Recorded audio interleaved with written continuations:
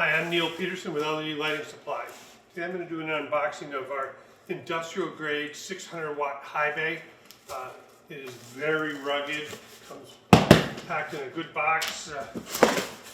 It's mainly designed to be used in your applications where you're replacing 1500 to 2000 watt high bays. Usually you're looking at over 40 feet mounting, up to 60, 70 feet mounting height.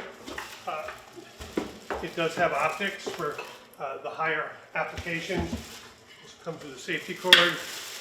Comes with a high hook mount. It is dimmable.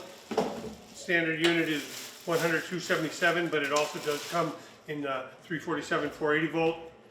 Standard optics, very huge heatsink, but in general a very rugged fixture. You'll find these are used in big, large industrial facilities, dams in the indoor area. Utilities use these. The military use these. Very high output. So when you really need to replace a 1500, you want a lot of light. This is the fixture. So give one of our lighting specialists a call today. They can run a lighting plan on your facility to determine how many fixtures are needed and the light level you'll get. So have a great day.